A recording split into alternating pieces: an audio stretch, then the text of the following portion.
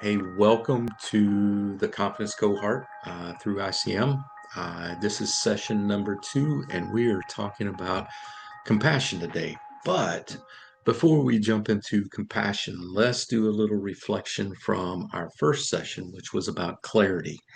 And so we had a lot of things to talk about at clarity. We talked about our identity, the true self.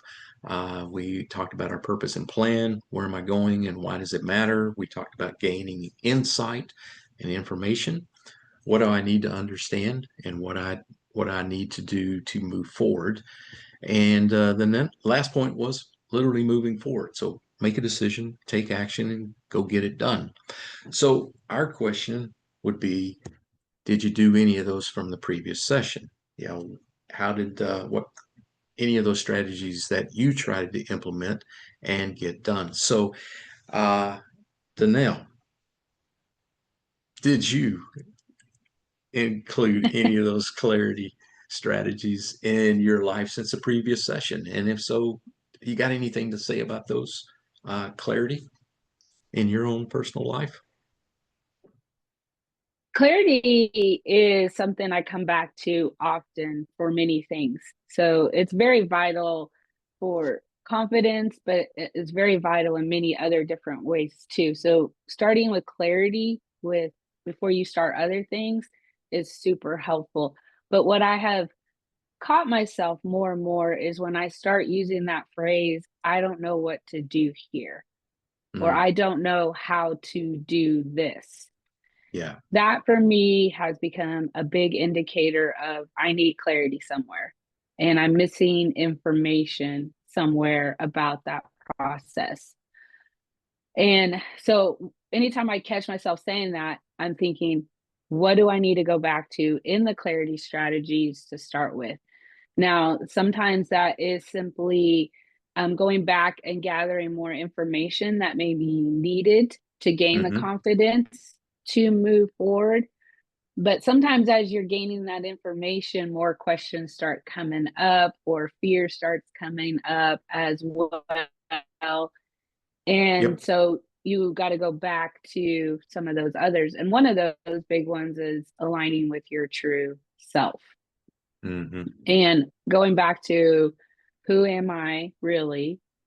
Who was I created to be? Who does God say I am? That's Because all that's those right. other thoughts could come in and tell you Hmm. who you are. People's Hmm. opinions can come in and tell you who you are. And then the biggest one for me that um, is most impactful is what's authentic to me.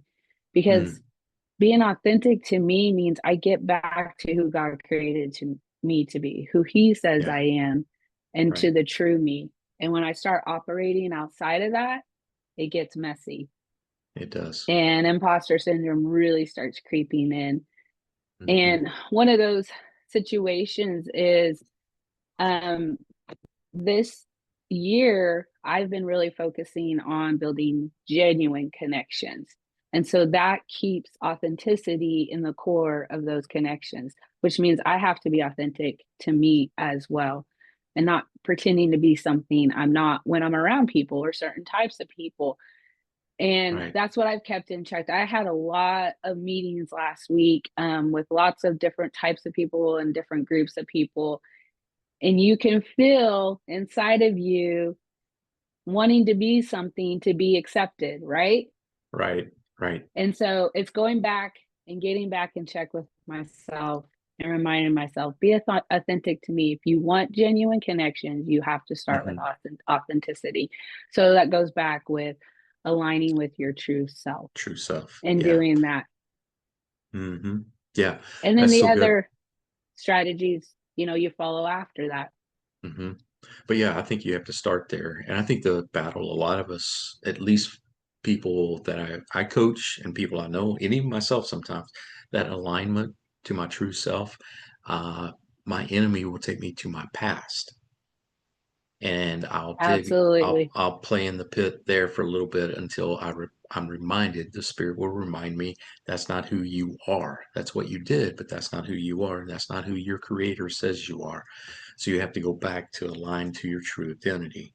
And once you Hmm. do that, that clarity, and clarity is just a big one for me as well. It's just that's the base or foundations for so much. So it benefits it, isn't it? It's peaceful to be in that room and be yourself. Absolutely. Yeah, that's a Absolutely. huge benefit of clarity for me. You're not trying to be, you know, the imposter because it's draining to be It that. is very draining. It's draining to be somebody you're not, but it's freedom to be able to be who you are authentically created to be. So to have the clarity of knowing who you are is just a huge asset as you go in, and that freedom creates confidence. And so you Yeah. can, yeah, so it's a great way to start off our cohort with our session one in clarity. But we're going to move into compassion, and you're leading us in compassion this morning. So what you got for us?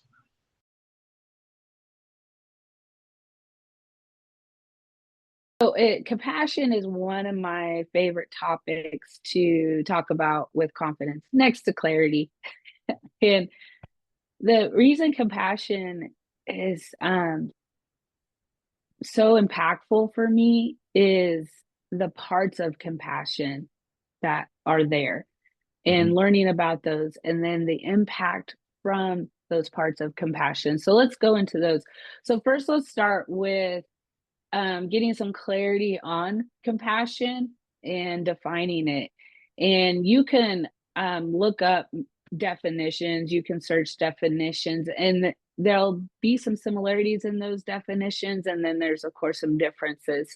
And so I just wrapped it up with this definition for compassion, and it's responding with grace for yourself and others. Mm, And that that's good. compassion strengthens confidence by lifting us up, lifting others up, and then it helps us move forward and it helps others move forward. And it's so powerful when you Mm, do that. So let's mm, talk about the three parts of compassion. So, that first part, Christ is compassion. And this is about receiving his compassion, right? This is where our confidence comes from that we talked about in the first session. It helps us be Godfident, another play of words, yes. receiving that compassion. And so that's where confidence is just rooted in his love, his grace, and assurance. And you can see that throughout the Bible, Oh yeah, absolutely. especially through Jesus. Do you have like a favorite compassion verse or story? Actually, I do. I know this is crazy, but I was listening to something this morning, and it was in the prodigal son in Luke 15, right? So the son goes Mm-hmm. off, does his crazy life, and then he devises a plan of what he's going to do when he goes. He'll go back to his house and just be a servant to his father, and he's going to be happy with that, right? And the Yeah. scripture says, as he's coming home, his father sees him. And we all see this, right? We all see this in the movie. He's coming home, his father sees him. And then scripture says, his father is filled with compassion. Yeah. Yes. And what's his dad do? He runs towards him. And I know it's crazy, but I got this picture of Jesus running in my office, and he's running towards this lost. And I see that. And but here's the deal. The son had a plan, but the father's Mm, purpose was carried out. And it was so much better than the son's plan of just being a servant. He's like, oh no, you're not a servant, you're my son. Because his father operated in this Christ like compassion. Amazing, amazing story. Just unbelievable. So, yes, I can't believe I read that this morning. And then here we are doing this. And I'm like, oh, I got to remember this. This is good. But that's what it is. And ultimately in this story, our human brains think other humans are going to act, or we think God's going to act like other humans. He's just going to let me be a mm, servant. And the big picture is God doesn't act like us. He is wrapped up in this love and this grace and this assurance that he surprises us. He's like, oh, you think you're just going to be a servant? Watch this, you know, because of his compassion for his people. So I just rejoiced in that, going, man, God is so much better than I think he is sometimes. Yeah, all the time. Not sometimes, all the time. Yeah, so much better.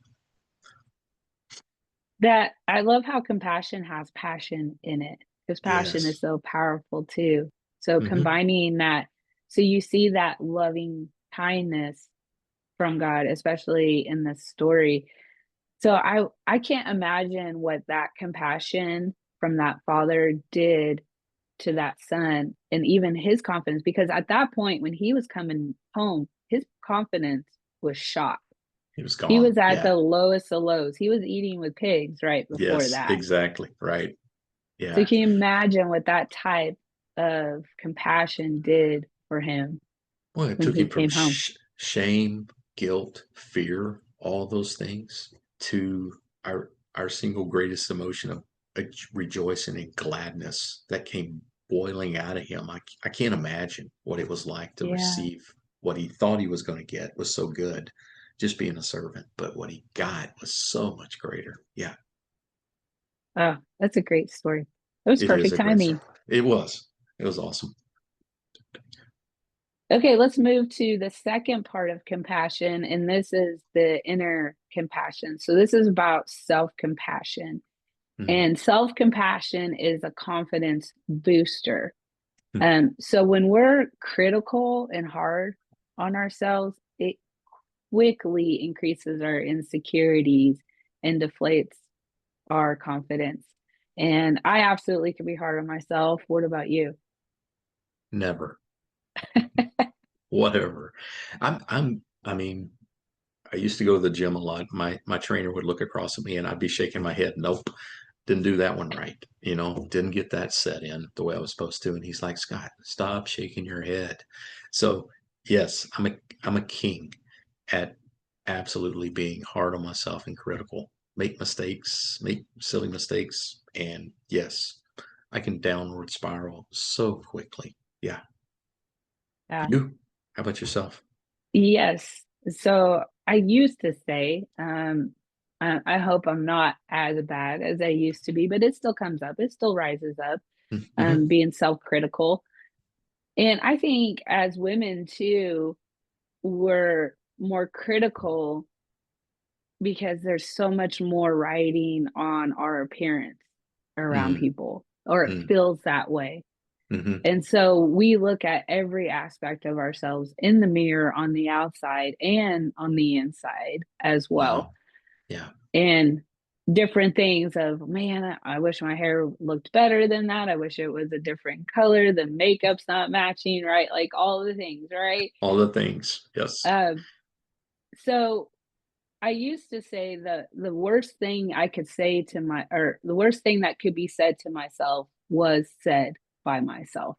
Said. Mm. Okay. Um, Wow.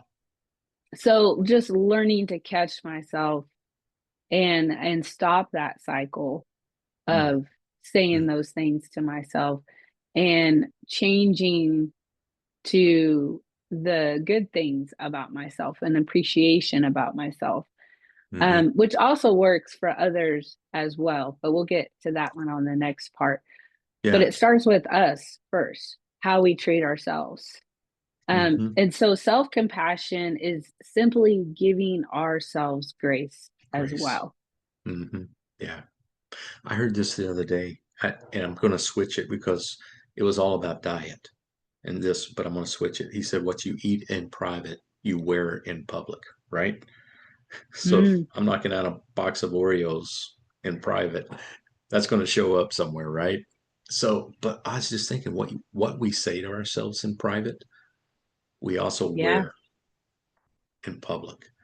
It changes our countenance sometimes. And so, yeah, that's a good word about the mirror. And I mean, guys are pretty sensitive about, well, some guys are pretty sensitive about what they look like, uh, how people see them.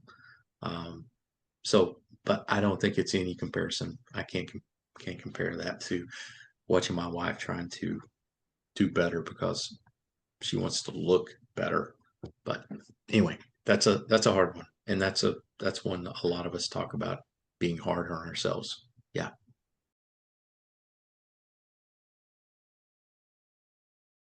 Comparison is a big trap, It's a trap. and you start looking at others, you start looking at yourself differently. So, what if we stopped with comparison and started more with compassion? Compassion. Ooh, that's a good word. Love that. Good. Okay, so Like, one of the verses that I like about inner compassion is Mark 12:3-1, and it says, love your neighbor as yourself. So sometimes when we see that verse, we're thinking about the neighbor, love your neighbor, but we drop the part about mm-hmm. as yourself.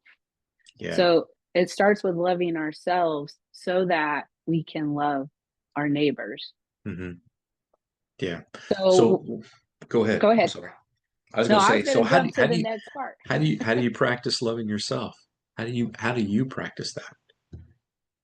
Well, kind of like what I said a minute ago, stop comparison Comparison. and Yeah. start using compassion for Mm-hmm. yourself. So it's changing your criticism into appreciation. Mm. So Okay. what do you appreciate about yourself? Yeah. What are the good things about yourself? It also goes back to that clarity strategy, aligning with your true self, True self. appreciating who your true self is, being authentic to yourself. Mm-hmm. Um, The other thing, I'm going to go through more compassion strategies because I'm going to start diving into them. So Go hang ahead. in there. We're Keep coming up going. on those. Go. Okay. So love your neighbor as yourself. So having self compassion enables our outward compassion. So outward compassion is just simply extending that compassion, and it's a confidence grower. So extending compassion reflects God's love and grace with a genuine heart. And so you'll see that confidence grow in others as you extend that compassion. Now, I talk about extending compassion with a genuine heart. Now, most of us, or I shouldn't say most of us, a common theme I hear in my coaching sessions is it's easier to extend outward compassion than it is to have self compassion. And Scott, I want your insight as a coach on this as well. But one of the things I notice is when we're extending compassion, when we're having that outward compassion, um, we're trying to help people, right? We're trying to serve people and all Mm-hmm. those things, like God calls us to do. But Right. we're also feeling a hole within ourselves if our self compassion isn't there. If I tank is low, right? Yeah. So that extending compassion with a genuine heart shifts. It's not genuine because you're feeling that hole, even though it feels genuine, even though our most um intent or in, well, even though our intentions Mm-hmm. mean Mm-hmm. to really extend that compassion, Mm-hmm. there's still a lack of genuineness to it when we're trying to feel something within ourselves. Yeah. So Right.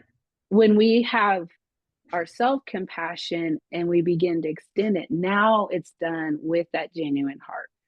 So we're Mm-hmm. not expecting to receive anything. We're not expecting something to be fixed within ourselves. We just get to do it from the outflow that Yes. comes from within. Right.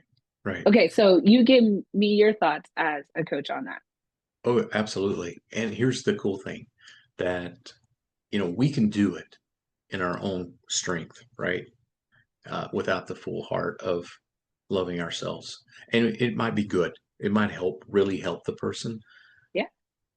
But when you do it, when you love yourself and then you do that for somebody else, I think the game completely changes.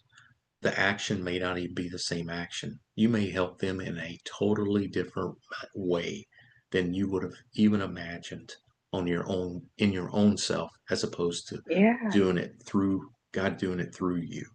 And the limitations are off the chart then. And it's surprising. I just go back to the father uh, chasing, running down the prodigal son.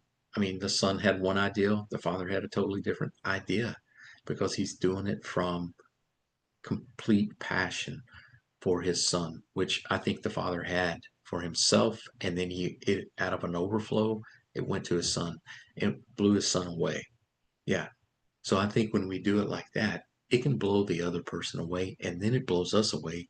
How God has just uses as a useful tool or vessel. Absolutely. Yeah, yeah. So yeah, I think you got to love yourself. When you love yourself first, your tank is full, and then things that come out of you are not of you. Yeah. And then you're going, God just did that through me. So, Right. Right. yeah, yeah. Pretty cool. Very cool that he would use us like that. Yeah. Yourself? Okay. So I know you want to the dig. We got to go. We got to keep moving. We'll talk on this all day. But go ahead. well, I want to get into the strategies. That's where I keep going with it. And I was like, okay, Keep so going. gotta Keep keep going. going. Keep, Okay. keep going. So a verse that I see goes well with this extending compassion is John 13:34. So it goes back to love one another as I have loved you. So you must love one another. And so you also see in there that receiving compassion as I have loved you, you must love one another. So I see this as receiving Christ's compassion enables our self compassion. So we got to Mm-hmm. start with receiving it to have self compassion, which Mm-hmm. then gives us the ability to extend that compassion with that genuine heart. Genuine heart. Yeah, I agree. So you almost Good got this word. triangle going. You got receive Christ's Mm-hmm. compassion, Mm-hmm. then you've got self compassion and then extending compassion. Christ is connected to both, but to be able to do this, we've got to start with receiving. Start that. Absolutely. Good visual. All right. So, should we talk about those strategies now? We should. I think so. Okay. So, receiving the first strategy, receiving Christ's compassion. So, a great place to start receiving that is to learn about it, which you can see throughout the Bible. You can see Christ's compassion throughout the Bible. And so there's some verses on the handout that you have that Mm-hmm. show different types of compassion and where those are located to read about. But you see Christ's compassion through his deep love and mercy, which Yeah. is in John 13:5. You see God's grace, Matthew 20:34, and I have Mark 1:41. Christ cared for needs, which is Mm-hmm. another form of compassion, Matthew 14:14 and Mark 6:34. Then he understood sorrow and suffering, which I think is another piece sometimes we miss over is compassion starts with understanding as well. Yeah. Now, we may not fully understand what somebody is going through, but we understand that sorrow and suffering Mm-hmm. that Yeah. they may be experiencing. Mm-hmm. Um, so John 11:33 through 35. And then ultimately, the biggest act of compassion was the cross. Mm. What great love. Yeah. And Mm. that famous verse, John 3:16. I Yeah. have those verses switched in there. So John 3:12 through John 3:16. Yeah. Editor. Yeah. But those are Okay, great. anything. Those are great ways to receive. I mean, you have to just, in the old love language talk, they would say your tank has to be full before you can give anything away. So for us to be full, to go through and just look at what Jesus has done for us and then receive that, um, yeah, you're operating in full capacity of compassion then. So yeah, I agree. And Jesus is our ultimate model. So we want to do that. Mhm. And then we move to the inner compassion. So we treat ourselves with love and care as well. So start with grace and self kindness. This is where you're speaking to yourself as you would a friend and not with criticism. Yeah. Um, this has been a game changer for me of when I start viewing that of what would I tell my friends? What would I say to my friends? You know, and then if I wouldn't say that to them, why am I saying it to myself? Yeah. and switching that and switching to what would I say to a friend in my situation Hmm. and speaking with that kindness. Um, if Jesus wouldn't say it, don't say it to yourself. Exactly. It's a great coaching question because when I coach clients and they're hard on themselves and it's like, wait a minute, what would you tell your friend who's in the same situation? It's amazing what they'll tell their friend, but they won't tell Yeah. themselves. Yeah. It's like, why won't you tell yourselves the same thing? So yeah. Hmm. Yeah. Another What? big one is releasing self blame. So you talked about the son and how compassion. I loved how you said it releases that shame and all of that. Yeah. With blame comes shame, right? When we Hmm. start blaming Hmm. ourselves, then we start Hmm. feeling shameful. Right. Um, so, in order to release that self blame, stop holding yourself to impossible standards. I know for me, when I cannot reach an impossible standard, I start blaming myself. I don't blame the standard or Mm-mm. the Nope. situation. Yeah. Yeah. And then I Same. start defeating myself. Well, that's perfectionism creeps in, and it that can shut down a whole entire project. You know, loving someone, I can't do it perfect, so I'm not going to do it at all. It's like, oh my goodness, yeah, I'm so good at that. The same is true for those unrealistic expectations. When Hmm. we're holding True. ourselves to unrealistic expectations, either we've put on ourselves or have been put on us by others. Others, yes. And Hmm. going back and looking at what is realistic. What's Um, true? What's true? and Yeah. then changing appreciation or changing expectations, unrealistic expectations for appreciation. Hmm. Yeah, And that's this is good. a game winner for relationships as well. Oh yeah. Hmm. Oh yeah. Yeah. So I have switched, over the years of I can catch myself and being vulnerable. I can catch myself and my family having unrealistic expectations on my husband and on my children. And when I started switching, when I would start feeling those expectations rising up on them. Now, it is good to have some expectations, but I'm talking about Sure. Sure. unrealistic. They're unattainable. They'll never happen. Hmm. And holding people to those and guilting them for not meaning that. When you switch that and start talking about the things you appreciate about them, the whole environment begins to change. Change, right? The whole house changes. Absolutely. And just because of a mindset change that's Yeah. happening inside of you, doing things like we're talking about right here. So, not hard things to change, not impossible, not hard, but laying those down. You know, going back to John 3:16, laying those down at the cross, those things, Yeah. those expectations, and going, God, I have just blown it with those, and being real with yourself, and then confessing that uh, to your family, going, hey, what a what a game changer between spouses, but also what a beautiful model children get to see. Yeah. Yeah. Yeah, there's this vulnerability. There's um, yeah, that's pretty cool.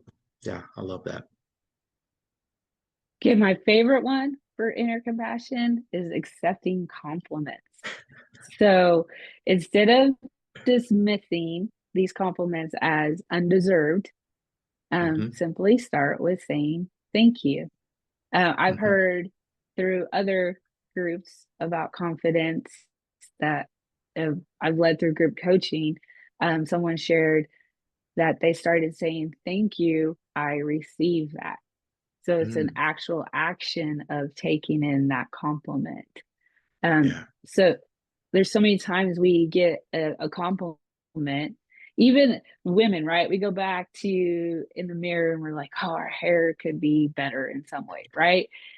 And then somebody crosses your path that day and says, your hair looks cute today. And the first thing we do is, oh, thank you, but I really need to get it cut. It's time, or my highlights are fading, or right. So we start dismissing that instead of just accepting it and saying thank you.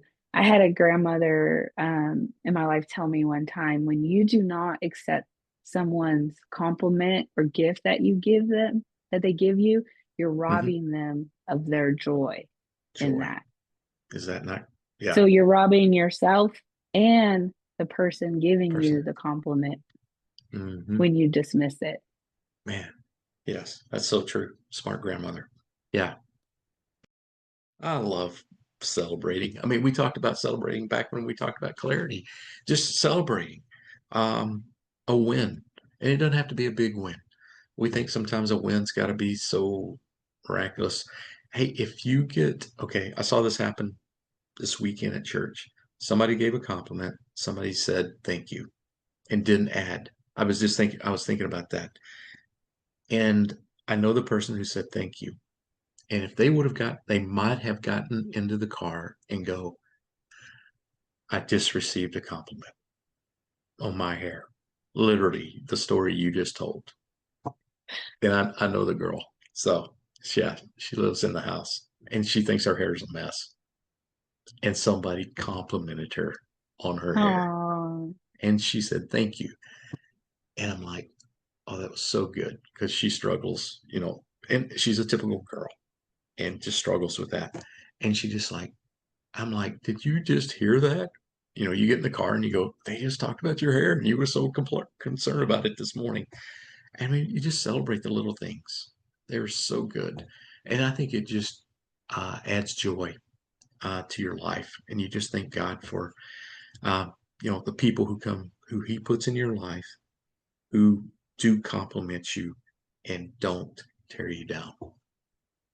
yes. Yeah. So I think those are great people to have around because there's a lot of the other people who want to talk about your shortcomings instead of your growth. So, if you want to be successful, you read it in all the books, all the leadership books. You surround yourself with other people who will lift you up, encourage you, and help you win, not tear you down, so that they can be better. So, I just think when you are around the people that love you, we've talked about they love themselves and they love you and they compliment you and they want you to grow. Those are the people you want to be surrounded with. And when you get around that group of people, I think that's, and going back to the reason for the session too, is just compassion. And you are now going back to confidence. When you have other people around you saying things about your wins, your confidence just starts to accelerate and grow and grow and grow. So I love celebrating. Yep. And you can feel for yourself, like when you get around someone who lacks compassion, you can feel your own confidence start dwindling versus when you Okay. get around someone who extends that compassion, you can feel your Oh, yeah, confidence start growing. So absolutely. it's very important about who you place yourself around. Hmm. Yeah. They can walk in the room and change the compassion level up the room to up, right? And Exactly. everybody's happy they're in the room. Yeah, because their compassion for everyone just extends so great. Love being in that room, or love being the person who can come in the room and change the compassion level in the room. That's pretty cool. Yeah, Yeah. I Insight believe. to think about is what person do you want to be when you walk into the room?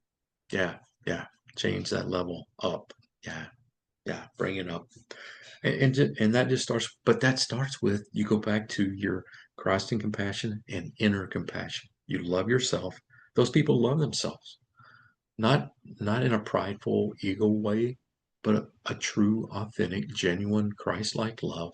And when that's happening, they love themselves. They can love others and have compassion for others and change the barometer, the temperature, however you want to say it, in the room. So that's pretty cool. Okay, so we'll now transition into that outward compassion, which that's what you could see how they all naturally move Hmm. into the other one. We receive, we have self, and now we are able to extend it. So outward compassion. Hmm. Sometimes we can overcomplicate Oh yeah. extending compassion out to people. Like we think it Hmm. has to be this big thing, but really it can be so simple in everyday life. And the Hmm. first way is Listen with an open heart. Mm, People just want to be heard. So listen from a place of curiosity and compassion instead of that judgment, or hmm. even jumping to how do I fix your problem?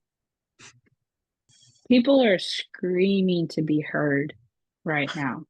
Yes, yes, they are. So just to simply sit there and listen with that open ear, with a safe ear, Hmm. Safe one. is is huge. Absolutely. The next one is words of encouragement. We can just simply share a kind word to encourage someone. Hmm. And that's extending compassion, Yeah, building up one another. absolutely. It's easy. It's not easy. Actually, it is easy. It's very easy. Walmart line, the checker. My wife is really good at that. Just Yeah. having a blessed day, you know? And, so anyway, yep.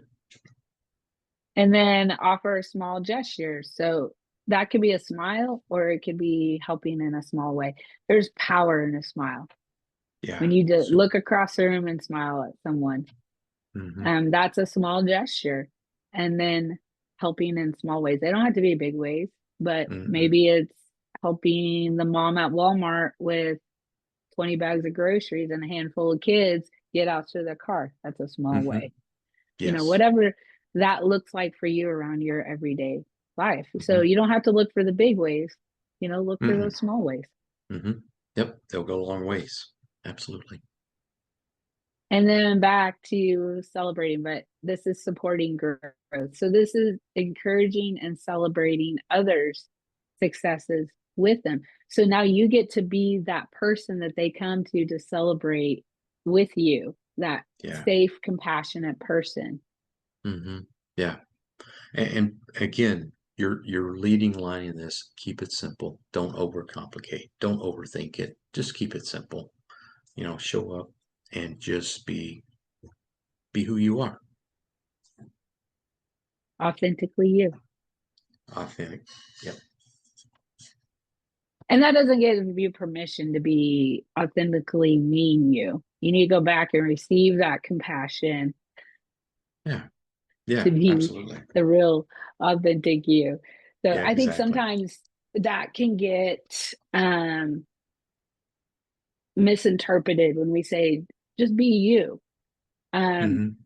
and so that we feel like that gives us permission. Well, now I can just tell it how it is, right? Because I'm just going to be me. Is Yeah. that really Well, no. you? You know, Yeah. Yeah. No, it's Christ in you. That's who I want to show exactly. up. Yeah. Christ in Right. you. Yeah. Okay, Scott, let me ask you a question. How does Hmm. receiving compassion make you feel? Mm. I think if you okay, I'll be a guy for a minute because receiving is harder than giving. Again, and I got to say thank you. According to what we just studied, the response is thank you. But sometimes it's hard, especially with guys. In my coaching business, I just work with guys, and guys are the hardest guys to work with because I can do it on my own. I can do it myself. And to receive some compassion sounds like I'm weak or I can't do it myself. And so I think it's really important how guys approach another guy in a sense of how to receive that. And then the guy who's receiving it, there's just humility. If you'll just step into your humility and not your ego, um, and realize God has placed somebody in your life that loves you, cares for you, and wants to show you a Christ-like love, uh, man, receive it. I think of Peter, how many times Jesus and Peter had conversations. It had to be just so hard for Peter, just that inside of him, just being the guy, just wanting to go get things done. And, even the sons of thunder, sometimes they just wanted to blow the place up. And Jesus is like, would you calm down? You know, so guys are just active and action oriented, but to receive compassion from another guy, um, what an act of love a guy's Mm, showing you. And my sense at that point is I gotta be let them love me. And that changes, again, that changes the room. It changes the relationship.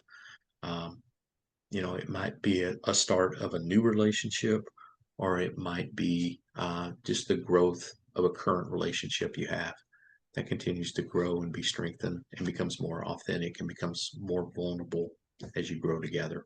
So yeah, it's kind of a long that's so answer, but good. yeah, yeah, Well, when you were talking about Peter and Jesus and that compassion, I had that visual of Peter walking out on water, yeah, and he looks at the storms and he starts sinking. Well, Christ reached down in the water to help pull him out, and Peter just had to grab it and hmm, receive that to be pulled back up. yes, yeah, And he could have just like, I could do it myself and try and swim up, and yeah, yeah, exactly, the yeah, waves swallow you even more. But hmm, he yeah. had to receive that hand first. He had to make the motion to get it, and that's Christ showing compassion, right? Yeah. Reaching out, yeah, in the most effective way, the most important way he could at the moment. So that's pretty cool. That's a good live picture. What about I'll you? share with you from a woman's perspective. It's the same. It can be difficult to receive compassion as well than give, because us as women, we're natural caretakers, we're natural nurturers. And so we're always about taking care of others and helping others and nurturing others. Um, so we tend to forget about ourselves or push ourselves aside Mm-hmm. as less priority. And when we have someone giving us compassion, it's difficult to receive that because we're supposed to be the ones extending it and taking Right, care of everyone else. And so right. making that shift within ourselves to say it's okay to receive it as well. Mm-hmm. Yeah, yeah. So I think that wraps us up for today. So after Mm-hmm. watching this video, we want to encourage you guys to, go look at the compassion strategies. Mm-hmm. Uh, think about one that you could commit to implementing, and then reflecting on that implementation of what worked well, what didn't, what would you do differently next time. Remember, we self reflect, we don't self beat up as we Right. look at it. So we Mm-hmm. learn from it. Um, and then your next step is to book a session, your coaching session, and we will dive more into this together, one on one in your sessions. So before we go, Scott, and we close this out, Mm-hmm. do you have an insight or encouragement you could share for today? Man, just it's so good when you can take scripture and and not try to make it do something, because we didn't have to make it do something to find compassion. We just look at Jesus, and he's the picture of compassion. And I love that. There's not 3 points in a poem that go along with this. It's a way of life that comes along. And out of that uh, comes confidence in who we are in Christ. So, yep, good stuff. Really good stuff.